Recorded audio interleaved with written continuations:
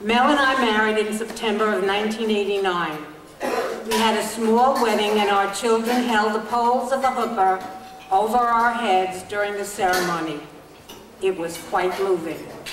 My sons had barely returned from a lengthy trip, the last destination, Israel.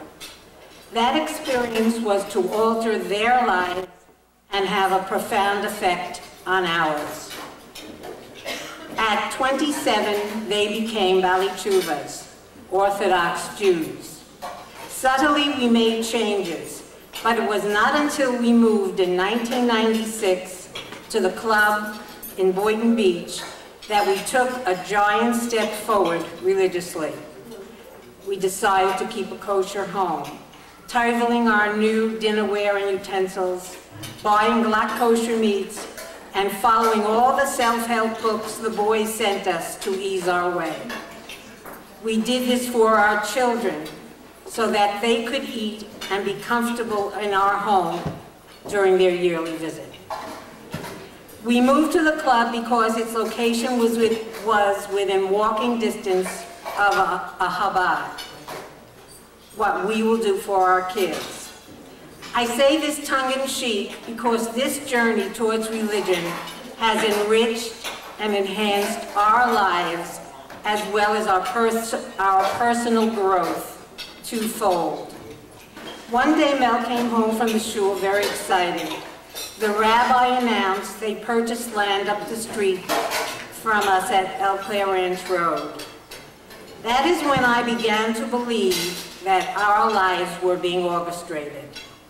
Our marriage, our children's life-changing experience, also events that led to our moving to the club and to the Chabad of Boynton Beach. I feel that it's all part of a plan. Last month, the women had their annual Spa for the Soul. I came away from that experience with this phrase from the featured speaker. She said, and I quote, "Seize the moment." I interpret this to mean, don't miss your opportunities. Be aware of them and make the most of them. This is our benchmark moment, to ignite a spark and hope it has a ripple effect on your lives as many of you have inspired ours. This is the place to be, to get closer to Hashem and to do mitzvot. We, Mel and I, are grateful for the opportunity to give of ourselves and to be honored here tonight. This is what gives us purpose, satisfaction, and happiness. From our hearts, thank you all.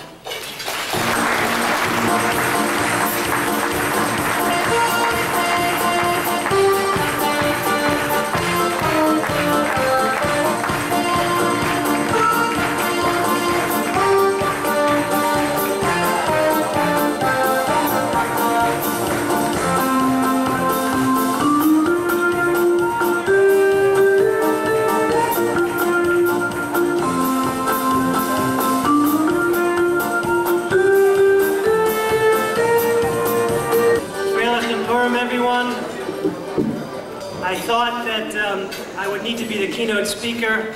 Now I realize I'm just the mop-up crew. I really can't do very much to add to what my mother and father have said. Just let me add some things which I think are very important for our family. Number one, I just want to state at the outset two words of thanks.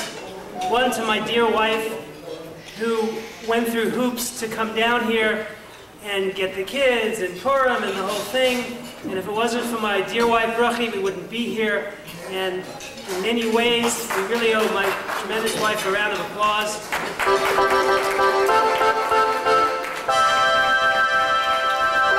Truly unsung here in my life. I'm a representative of my whole family.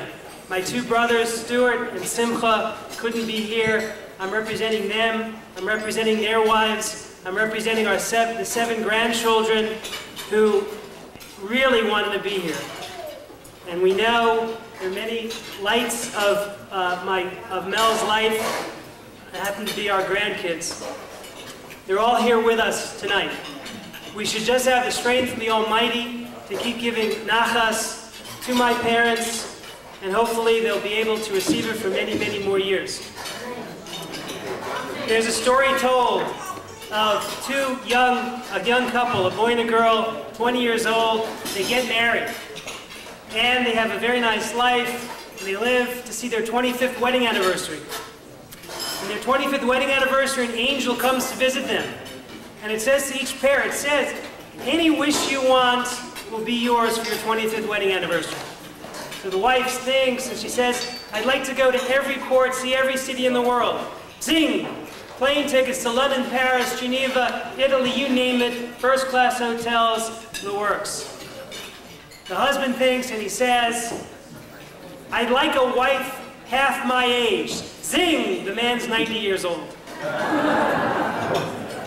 You have to be very careful for what you wish for. My brother and I wished, after my father passed away, to have a wonderful husband and father to take up the mantle.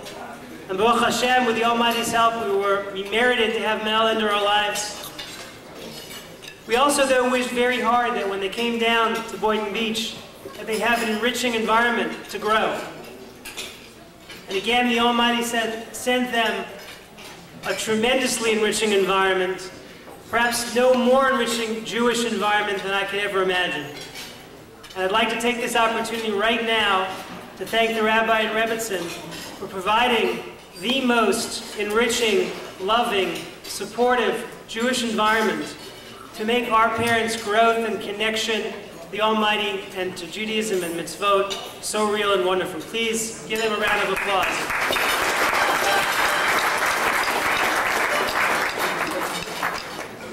I just want to say one thought about Purim, the Megillah, as an introduction to some few comments I'm really going to make about our parents. In the Megillah, the story, as you know, there's a gezerah, there's a decree against the Jewish people. Haman wanted to destroy the Jewish people.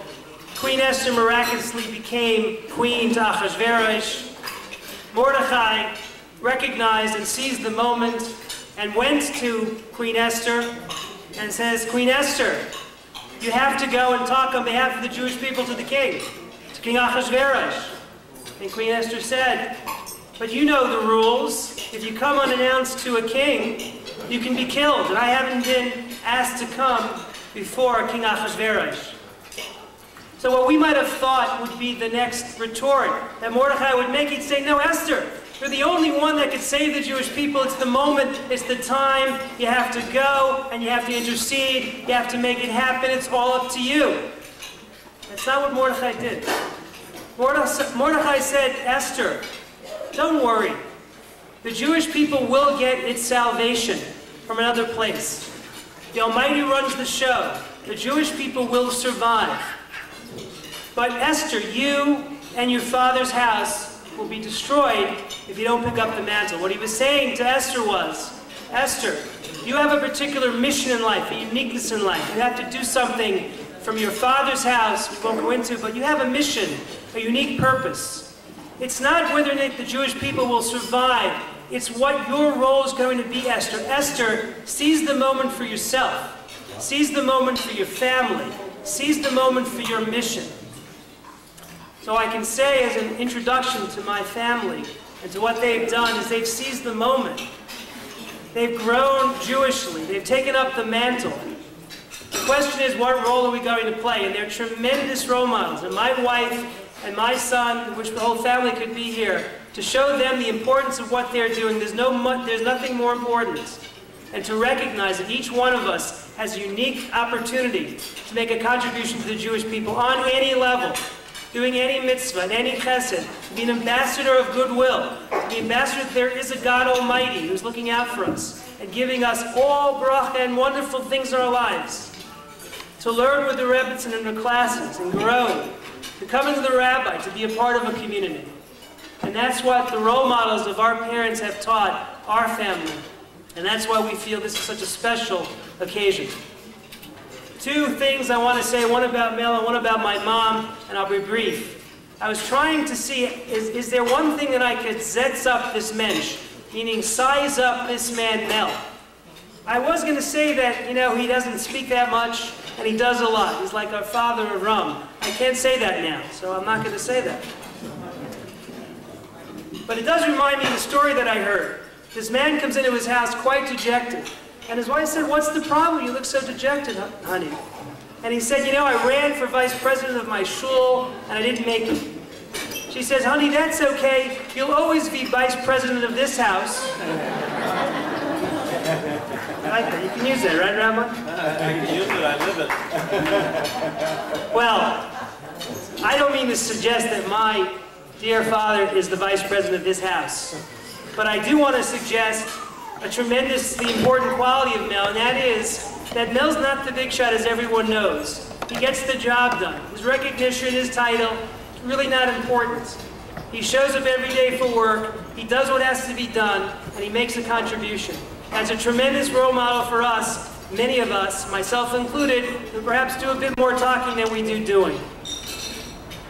Moshe Rabbeinu, I should say really Yeshua ben Nun, Joshua, took the mantle of leadership from Moshe Rabbeinu. And they say over about Joshua, that he didn't have this sense of self-importance, so much so that when Moshe Rabbeinu, when Moses, our teacher, would give the classes during the day, the last person in the shul to clean up and arrange the chairs was Joshua. And Joshua became the leader of the Jewish people because that's an element of greatness. And that's really something we should learn from my dear father, Mel. My mother, I'm not going to make a joke about. I've learned long enough I don't do that. I do want to say that two things about my mother. There's many things to say, but the two things that I want to say are quite important to our growth, my brother and I, things that we really can't repay her for. We can't repay her for anything. The self-sacrifice she's made for us has been enormous. But I can tell you that two things that she instilled in us that have helped us grow and become who we hopefully are and will become is a recognition that, you know, it's important to do the right thing. You have to struggle to try to do the right thing. And even if it's not comfortable, you got to try to do the right thing. Not easy, but we try.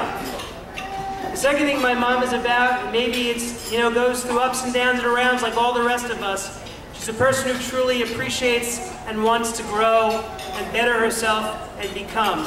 It's a constant path of growth. And that's really something that she's instilled in her sons, in her family, and we really can't repay her for that because that's what life's about. I give a bracha to this wonderful, wonderful community, which I wish we were here more than once a year. We'll try to be here more than once a year. It's a wonderful community. You should have tremendous success, tremendous health, tremendous happiness, tremendous ability to fulfill all your objectives here. My parents should continue to get nachas from their children, have the health, the strength, and the courage to keep going till 120. Have a wonderful evening of Freilich and Purim.